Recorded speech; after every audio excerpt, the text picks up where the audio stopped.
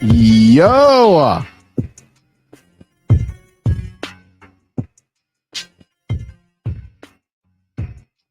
Welcome into the House of L podcast. I am the L of House of L. I am Laurence Holmes.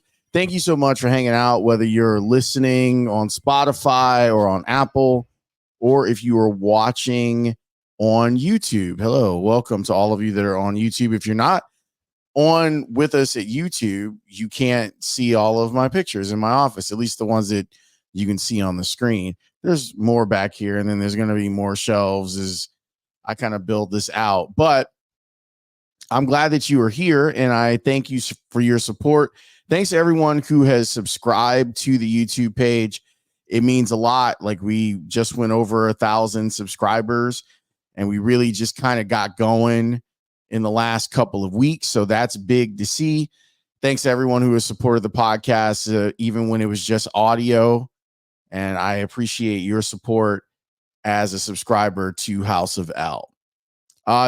No guest today because there's just me, and I wanted to talk about a lot of stuff. I'm going to try to be brief, but I know that I'm not. So just buckle in for this one because it's going to go back a little bit and go into a couple different areas of me discussing what's gone on.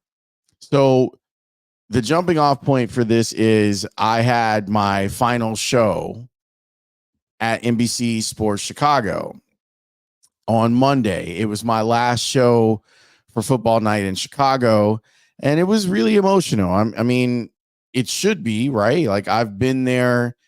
I've been with NBC over the last 14 years. So, like, starting in 2011 when they brought me on and I worked as a weekend anchor there and as a reporter, which was really, really great. Big thanks to Frank Whitaker, who hired me and gave me a lot of good notes. And it was nice. Like, even though I really didn't have any background in being a sports anchor, he said that I was a B anchor and an A reporter, which I'll take for someone who spent most of their time doing radio. That's a compliment to me. And I think if I ever wanted to get back into being a sports anchor, a traditional sports anchor, I think I would be really good at it. I don't know if that's something I want to do, but we'll get to that a little bit later on in the show. I wanted to spend some time talking about the experience at NBC Sports Chicago. So I started at NBC 5 in 2011. Then, for those of you who are like new to the podcast and don't have my resume on file, and why would you? I left there to join what is now Stadium, which was back then called 120 Sports. And I did a morning show there from roughly 2015 to 2017. The show went well, but it moved to New York in 2017, and I had a choice to make. And that choice was, do you want to move to New York? And the answer was no, because I was doing my radio show here. My whole life was here. You know, Mel and I hadn't even been married, a year and a half when this came up, and her life was here. So I wasn't just going to be like, oh yeah, let's go move to New York. It wasn't for me. Plus, I've never viewed my career through the lens of I had to be in New York or LA for it to be a success. Like, I work in a top 10 market. I work in a top 5 market. I work in a top 3 market working in Chicago. So, and what was cool was watching Stadium make its way back to Chicago. And so you have a national network in Chicago, and I love doing stuff with them. But when that happened in 2017, I was approached by Kevin Cross, who now has all of the Infinity Stones. He is the person who runs NBC5, NBC Sports Chicago, and Telemundo. And he said, hey, we're thinking about doing a Bears show. We're going to kind of change it up a little bit. We want to do a post-game show, but we can't call it a post-game show because we don't have a contract with the Bears to do that. The Bears have an official post-game show. That's the show that's on Fox. That's their production. They get to reign over that if they want to. Not that they would need to. Like, Lou Canellis does an amazing job with that show. He works crazy hours. I was talking with Lou last year, and on game day during football season, that man is grinding. He's grinding his absolute face off. I think he's doing like 17-hour days on game day, which is ridiculous. But we kind of had this official rogue show that we were just like, what will we call it? Well, we can't call it the post-game show. We can't say Bears anywhere in it at all because of the rules of Fox being the official station of the Bears. So if you were ever wondering, that name sounds silly, the football after show. That's why we had to call it that, because we had no naming rights. We couldn't use Bears at all. And I said, okay, cool. Like, I like the idea. And what Kevin Cross told me is like, I want you to just do it like a radio show. And then they told me, like, it's going to be, Jim Miller and Alex Brown and Lance Briggs. And I'm like, great. That sounds amazing. And that kind of kicked off the start of that show. And then the cast of analysts changed over the first 4 seasons, where it was Jim, Alex, and Lance. And then it was me, Matt, Alex, and Lance. Then it was me, Matt, Olin, Alex, and Lance. And then the pandemic hit, which I'll get to. But doing the show with all of those guys was a really amazing thing. And for my career, it was even better. Now, I covered those guys. Matt, I didn't cover Jim, but I covered Matt, Olin, Lance, and Alex. And it's fair to say at this point, I would consider all of them friends now that those guys have retired. And I've had a lot of great conversations with them that had nothing to do with football. But the football part of it was really amazing. I've said multiple times on the air that it was like going to grad school for football. I got to watch games with those guys. I got to watch Olin Kreutz tell you that a play isn't going to work before the ball is snapped because of the way people are aligned on the offensive line, like that type of stuff. It was really tremendous. We had some incredible highs on that show. We had some incredible lows on that show. The Parky thing,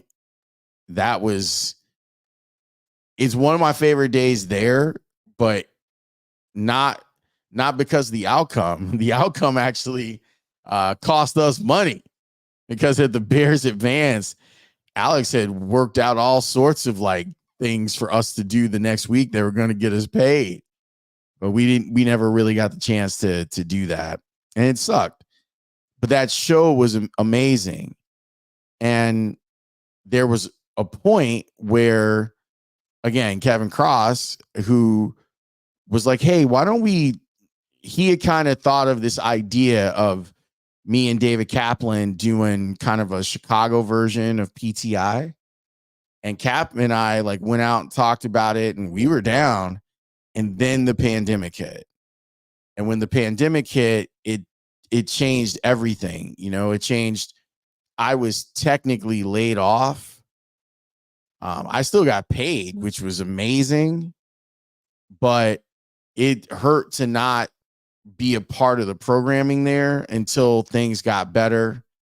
And then when things got better, and I mean from a pandemic standpoint and from a financial standpoint for NBC, when things got better, they brought me back. And Cap had kind of filled in because there were basically 3 guys left. There were 3 on-air people left at NBC Sports Chicago. That was Cap, there's Pat Boyle, and there's Chuck Garfien. So you have it's full-time like employees. So Cap kind of assumed the responsibilities of hosting football after show. Then when Cap got early retirement, John Shipman, who he runs NBC Sports Chicago now because Kevin Cross is in charge of all of it. He said to me, do you want to come back and kind of do the last couple of shows of the after show after Cap's deal is up? And I was honored to come back and do it. And then from there have been, they've had Ruthie Polinsky take over in that spot. And I think Ruthie has done a great job. But John Shipman was like, well, we're doing this new show and it's called Football Night in Chicago. Would you want to host it, a couple times a week or however often you can do it? And I was like, let's do Mondays. I always felt like Monday was the best day to do that show. So I know I took a long time kind of giving you some history on it, but it was an amazing place to work. Like, I loved doing the show and I loved everything associated with working at NBC Sports Chicago, especially the people. I just had an amazing crew. It's weird because, I do this and I've done TV and I've done the sports anchoring thing, whether it was over on Channel 5 or filling in for Pat Tomasulo on Channel 9, which was a lot of fun as well. I've done TV. I've been doing TV for the last 15 years. I still think of myself as a radio person. So there are things that I don't know that maybe even someone who is, 3 or 4 years into working full time in TV might know better or might be better at than I am. But what I loved about working at NBC Sports Chicago is that the crew over there took incredible care of me. Like, I can't say enough how good a group it is to work with. The producers over there, and I mean, I know I'm going to say names and I know I'm going to forget names as this goes on too, and I apologize for that. With Football Night, the producer that I worked with the most was Anthony Durunda, who I think is just amazing, like an amazing young producer, really sharp football guy, TV guy. You put both of those things together, you get a really great producer of football content. Jeff Nelson is another guy that I worked with a lot, aka Nelly. My guy Eric Strobel, who I worked with, and we had a lot of fun. I remember when JJ Stankovitz, his wife was pregnant with their twins. JJ went on paternity leave, and this is right before the pandemic started. So they were like, hey, can you go to Miami and go cover the Super Bowl for NBC Sports Chicago? Yeah, I think I could handle a few days down on South Beach. And it was great because Strobel kind of put everything together and I got to flex some muscles a little bit. Because I know a lot of people. And so when we got to Radio Row, like I set up on Radio Row because I was going to do the radio show from there and then do some podcasting for the Under Center podcast, which is an NBC property. And we got some good guests because I know some people, right? And I think that it was a fun exercise for them to be like, oh, okay, I'm not just local. Like, I actually know people from around the country. So that was cool. And it's like one of my favorite things. And obviously, when I bring up JJ, I can't bring up JJ and not talk about us dancing on television. If you go to my Twitter account, at Laurence W. Holmes, it is pinned, and it will always be the pinned tweet, is that Bears hit that we did with JJ, where JJ is in Philadelphia and they play Sugar Hill Gang's Apache and we jumped on it, and it was just real and awesome. And it's one of the endearing qualities of JJ Stankovitz, who is an amazing storyteller. And I'm so happy that after he got let go by NBC Sports Chicago, that he landed with the Colts and he's doing incredible storytelling there. But between, Anthony and Strobel and Nelly and my guy Nate Poppin, like these producers took really good care of me. Like they did what I think a lot of producers need to learn how to do, whether it's radio or television. They lean into your strengths and then they incrementally will work with you on things that you need to get better at. So they're not throwing you off the side of this thing.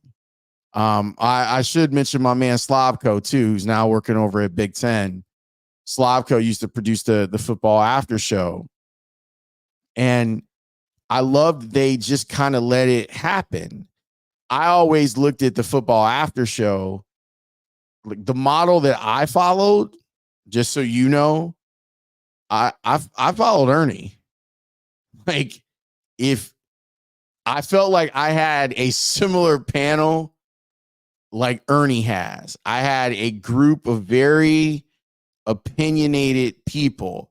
So I would watch the TNT broadcast all the time just to see how Ernie would navigate it and then take like all the cool stuff that he did and then try to add it to who I am as a person. You can't, I can't just be an Ernie Johnson robot, but I can watch and learn how he is able to move the conversation and sometimes get out of the way. Like, that's, I think, my favorite part of what it is that we did is I was able to sometimes just throw it up to those guys and Lance and Alex specifically, that I loved their dynamic because you could tell that this is how they were as teammates. Same thing with Matt and Olin. You could tell how they were as teammates. And then you put the offensive guys and the defensive guys and how they see the game is different. How Lance sees the game as a linebacker is different than what Alex sees as a defensive end. And I think that we don't have any Emmys to show for it, which I think is a crime, because I don't know if there was a better television show than what we had Sundays after games. There might be some that are just as good. There is nobody who is better than what we were doing football wise. And so I'm really proud of it. And it's like really proud of it. We worked, the producers worked, all of the interns that we had on our show, the entire crew worked hard. They did their best to make sure we looked our best. When we used to have hair and makeup, because that's one of the first things to go when you have any sort of like economic downturn. But Alyssa Lagos was doing our hair and makeup. I mean, not that there's a lot of hair left here, but she was making us as pretty as we could be before we would head out to the studio. Everyone who was on cameras and, the crew, special shout out to Linda, who was my floor director for a big portion of my time there. My guy, Brandon, like there's just a really good crew of people that took pride in taking care of you. If I can, because I know that, part of House of L's mission is to talk a little bit about how media works. If I can offer to any young broadcaster or young journo that is out there, how you treat people matters. The people that you work with are professionals just like you. And it doesn't matter that you're the person in front of the camera or behind the microphone. Those people are sometimes, or we're talking about folks on the floor or the folks in the control room, the folks who keep the lights on. They work hard and they care about what it is that they're putting out. Their names are on it too. So how you treat those people is really important. And I don't even mean it from like you better treat them good or they're going to turn the lights out. No, because that's not how they work. Like people still do their jobs, but they should be treated with the utmost respect. They know a lot. And I always tried to treat them the way that I wanted to be treated. And it was a real honor, to be there with good folks. I worked primarily with two different directors, Ellis and Lou. And those guys were great. Whether it was they see you through the camera.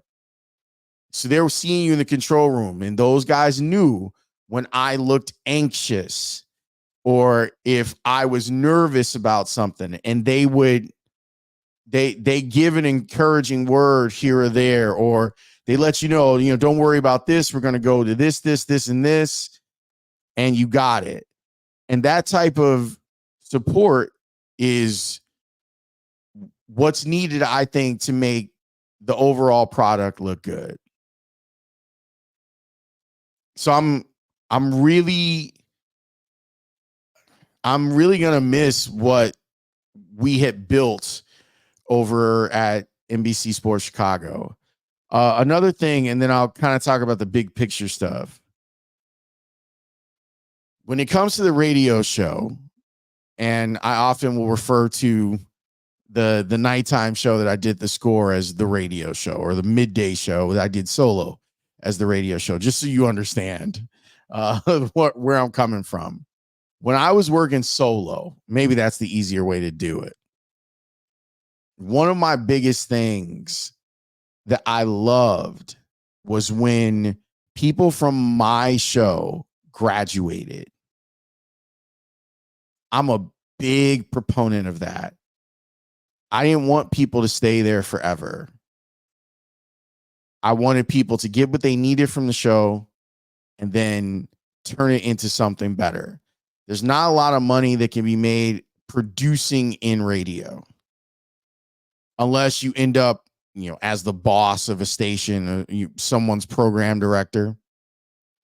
So I never looked at my producers as they're going to be here forever. And if I don't want them to go anywhere because I need the comfort of them being there.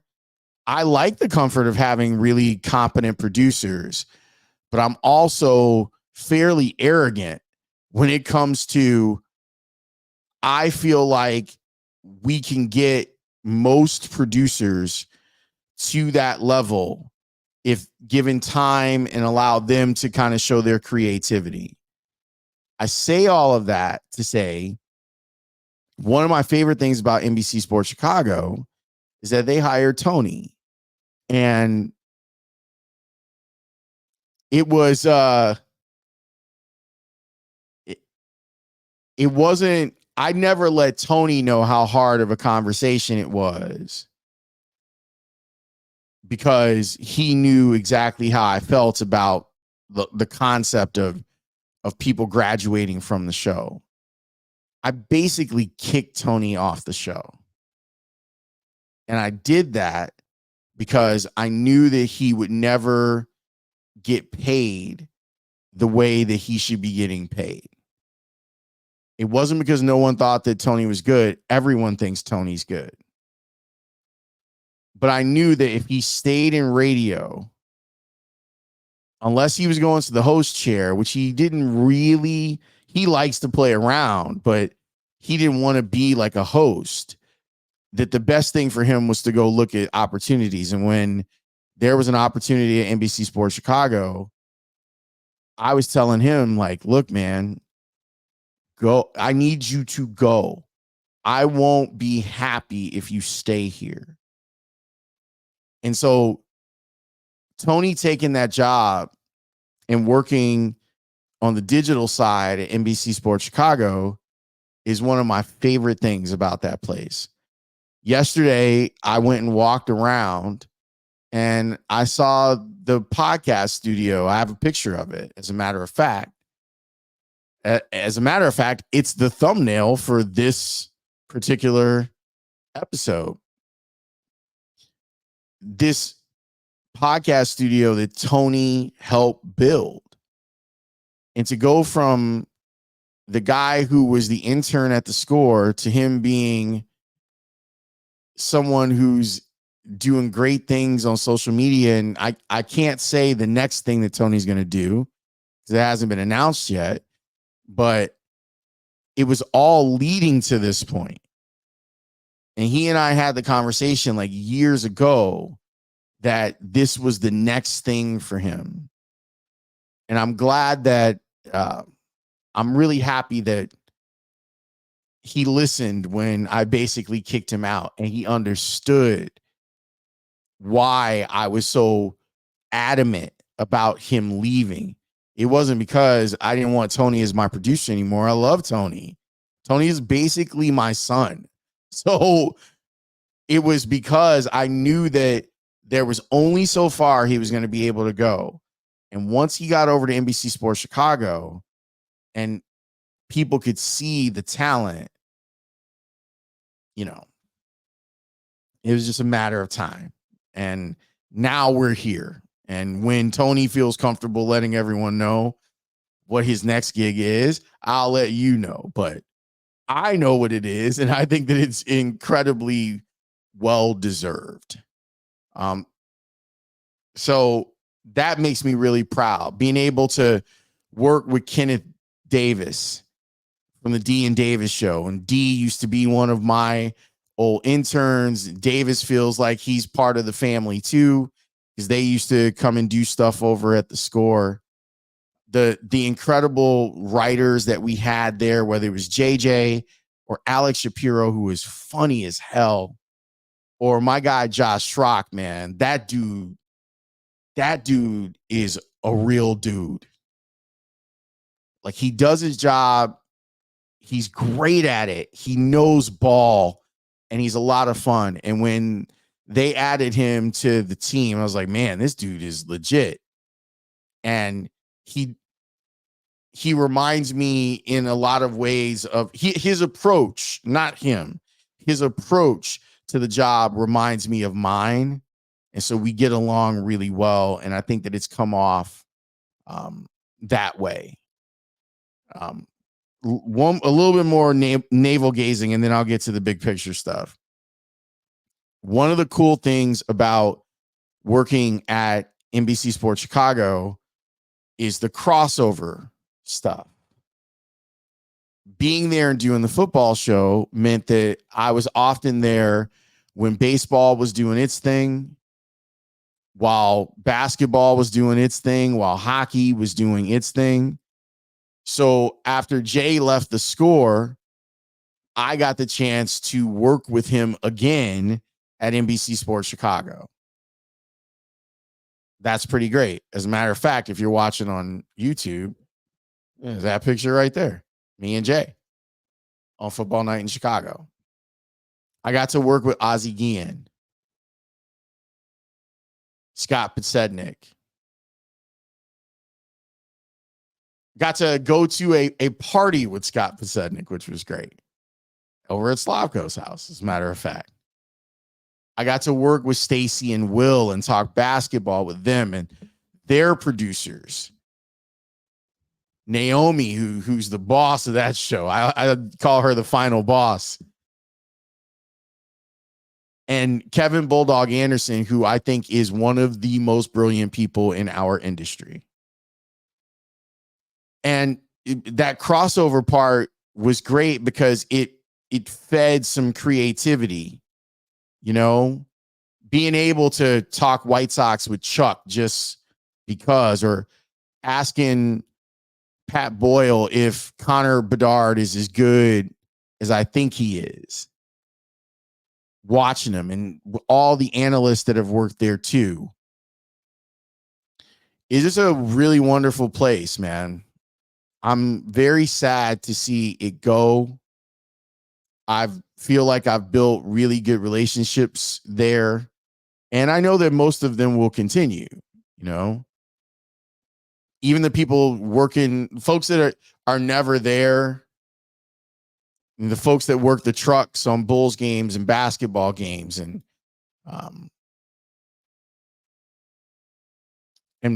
White Sox games, like being able to connect with those folks and have them respect what I do because I respect what they do is a big deal.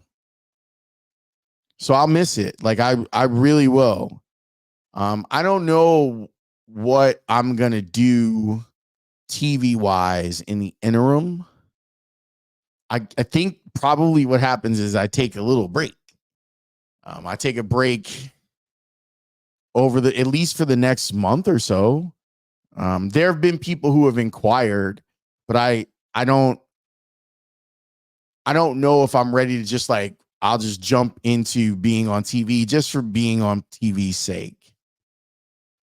Like I'm not driven by that. Like the next thing that I do on television, I mean, I have some kind of rules on what it is that I want to do next. And some people have been like, oh, okay, yeah, we can build something inside of that thing that you want to do. And some people will be like, well, you should still come over here and try this thing. So I'm weighing some options, but I don't imagine that I'll be on TV anytime in the next, I don't know, 60 days. Except for maybe Fox 32 is like, hey, do you want to come be on the Sunday night show? Sure, I can do that. Or Sports Sunday, Layla will be like, hey, why don't you come on and talk about the Bears? Cool, I can do that too. But as far as a steady, like you can catch me every week doing blah, blah, blah, I don't see that being something that's in the near future.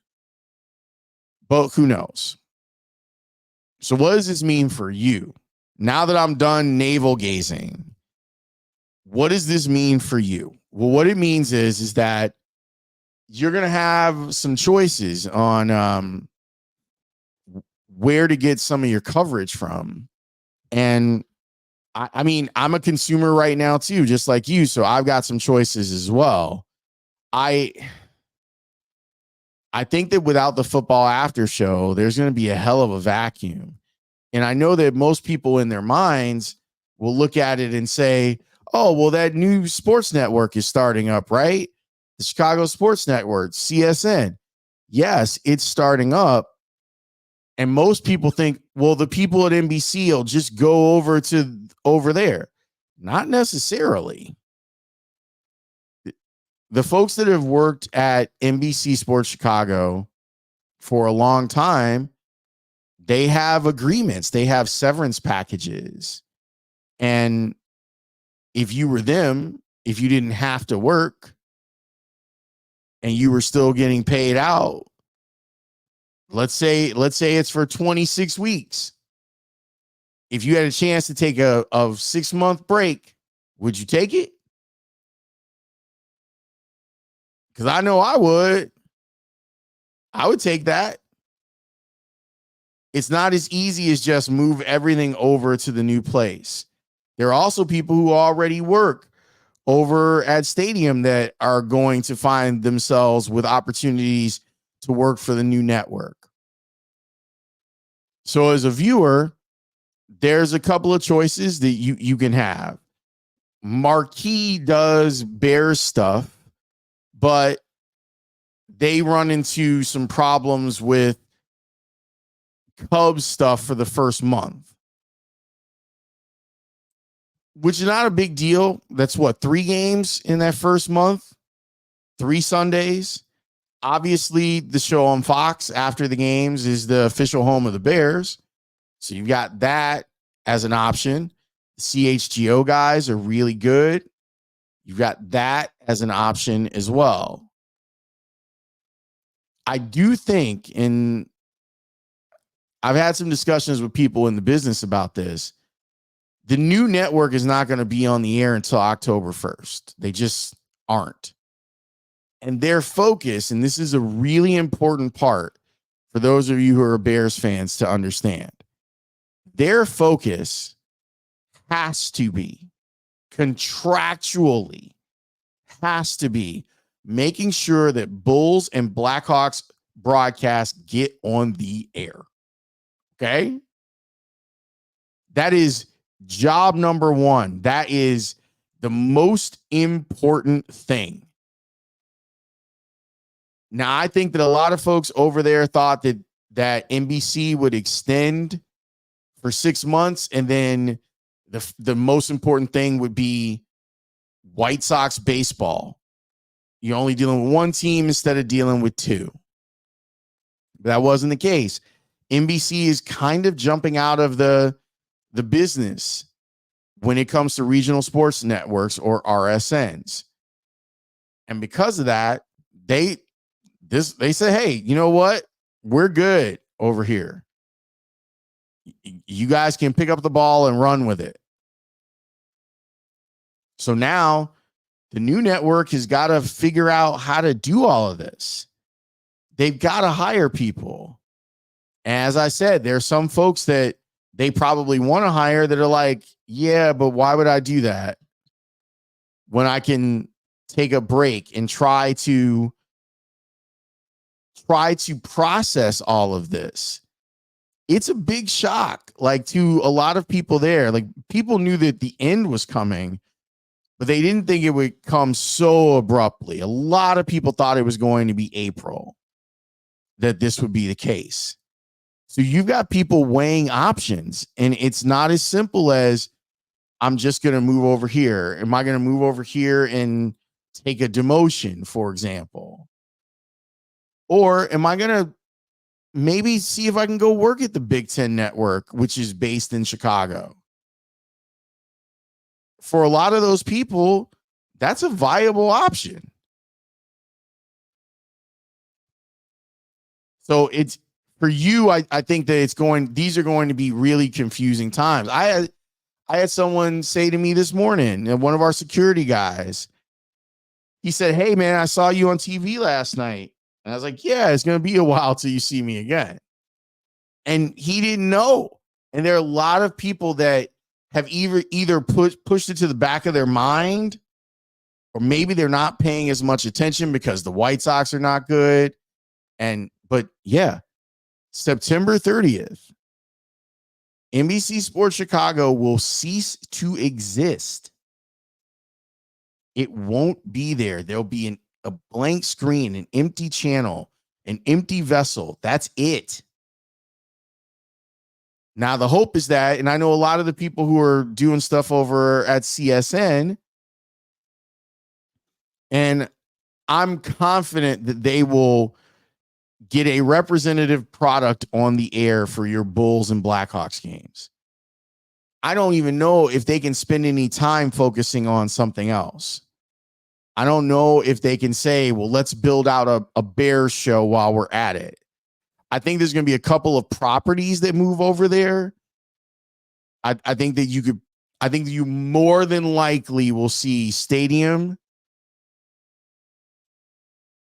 and their show, The Rally. Some of their programming will find its way. And if you're watching on YouTube, that's this picture over here, me on The Rally. There are some super talented people at Stadium. Brooke Fletcher, I'm telling you right now, Brooke Fletcher is a star. A star. Joshua Perry, star. If you've been like, hey, I really like that guy when you have him on the score. So do I, because I think that guy's a star. That's easy.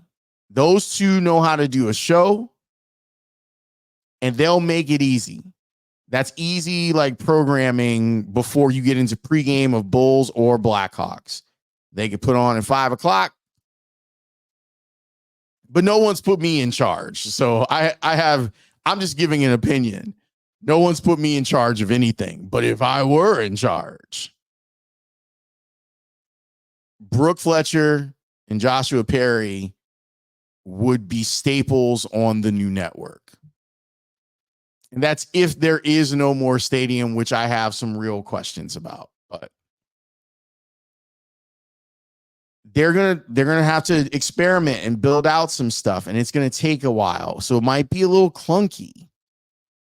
So give them some grace. Marquee does their post-game shows. Fox does its post-game shows. I really like what Channel 9 does with GN Sports Night. And it kind of looks like Channel 9 is starting to get itself back into the live sports game. Like the CW is carrying ACC football and they've got live golf.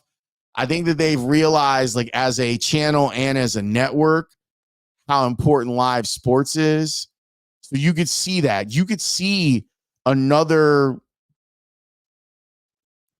like the show that Cap used to do. You could see another one of those shows like pop up. I'm thinking even on like the news stations. Layla, I think, is going to have some cool stuff on Sports Sunday. And I don't want to give away too much because some of it is inside and I can't give it away. But I will tell you that after the Sunday night football games are over, you know that Layla's got you covered, right? So we'll see how all of this goes, but prepare yourself. The other part, I want to get clearance before I go into a deep dive on this, and maybe I'll get one of the particulars on House of L to talk about this at some point. What I have heard about the new network, I am encouraged. Now, I don't know if this is going to get implemented, but from what I heard, it will be viewer friendly, meaning your access to it. So I am super hopeful that I talked with someone who would know. I had a long conversation with this person and asked a ton of questions about it. And what I walked away with was, I'm more excited now for the viewer than I was 2 months ago, because what they're trying to do over there is damn near impossible. Luckily, the DNC is over and the United Center can get back up and running. I was over at White Sox a few weeks ago, or a couple weeks ago. I saw some of the build out that they're doing for their studios there. I think that place might be a place that they use even outside of Sox season, because why wouldn't you? It's a working studio. And like, let's say that you have a night where the Blackhawks and the Bulls are both playing. You can send your Bulls crew to the South Side and have them put a set together and no one would even know. But the fact that they've set room aside, to me, I think is significant, and I think that it's good. You know that you've got the lines there.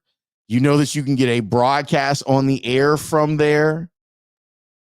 So I'm more encouraged than I was before that this can get done. That doesn't take away the hurt of watching your career end, but I was filled with a lot of joy walking out of NBC Sports Chicago on Monday. And I feel like that's a lot of growth for me. You know,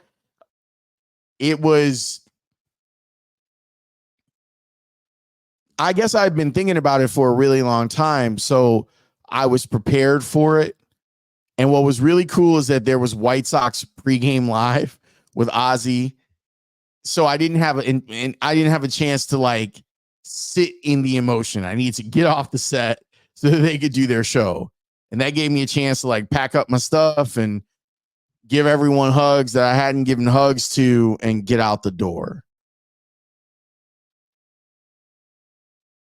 Another thing real quick, I didn't make mention of this, but another thing that was cool about working for NBC Sports Chicago is that I got to reunite and work with one of my favorite partners ever, and that's Laura Britt.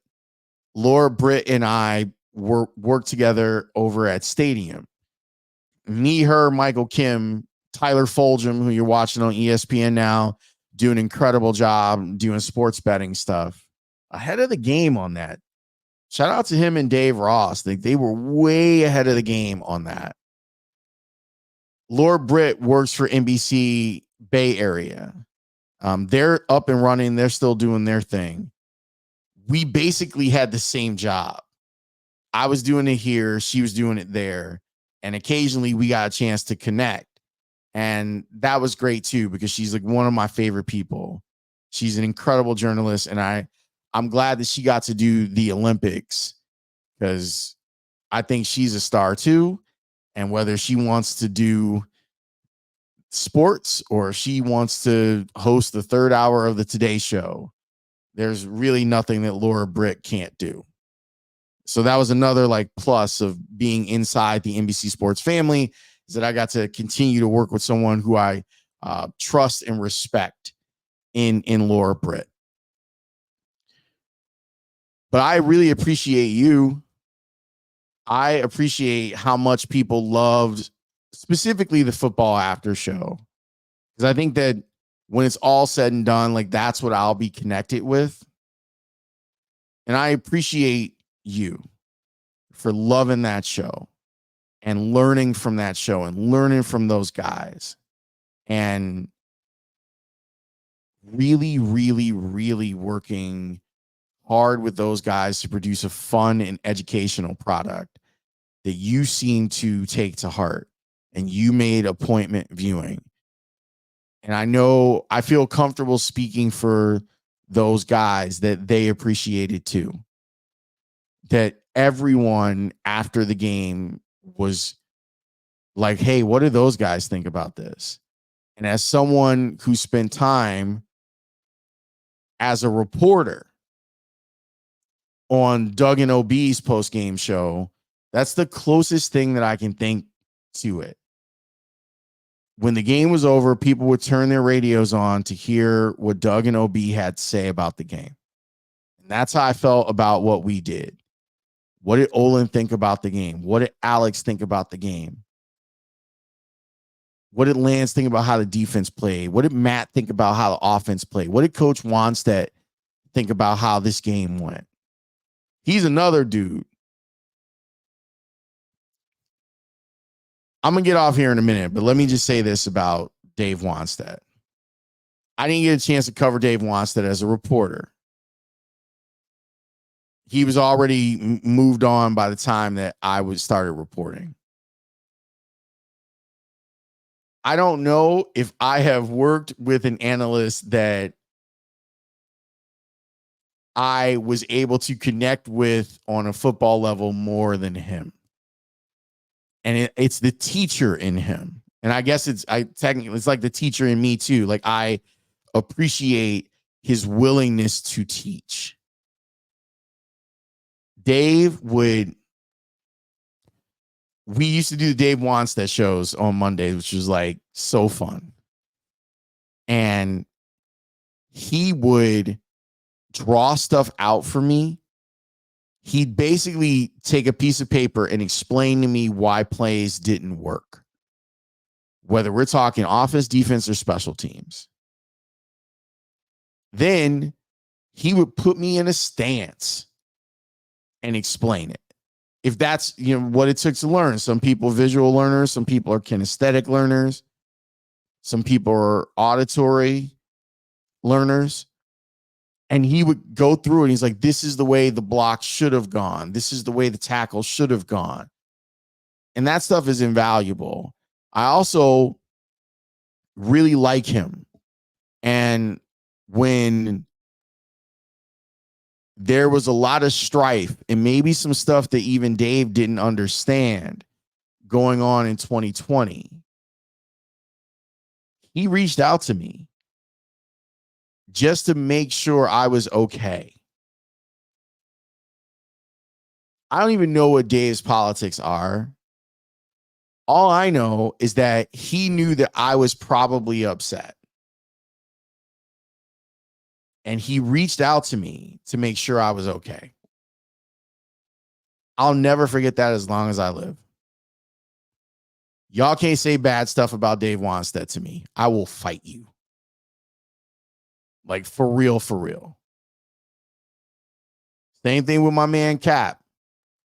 Cap didn't know what was really going on. He wanted perspective, though, and he reached out to me. And those are the types of bonds and relationships that were formed there. And it was a great place. I'm very proud to have worked there. And I'm glad that you watched. And when there's an update on where I can be seen outside of this, I'll let you know. And know that there are conversations that are being had. But I'm at a point now with my career where I need it to be a really good fit for me to want to leave my house. It's got to be a good fit. Thank you. I appreciate you sticking around. I know this episode is way longer than I expected it to be. But I thank you for your support, especially those of you who are now subscribers to the YouTube page. Thanks for the love. Thanks for the support. Thanks to everyone who worked at NBC Sports Chicago. My guy, Mike, if I forgot anyone. Oh, you know what? Shout out to the security guards there, too. They always kept it a buck and kept us safe. But thanks again, and thanks for listening or watching this episode. It means a lot to me that you would even care about that. So I will talk to you next time. Peace.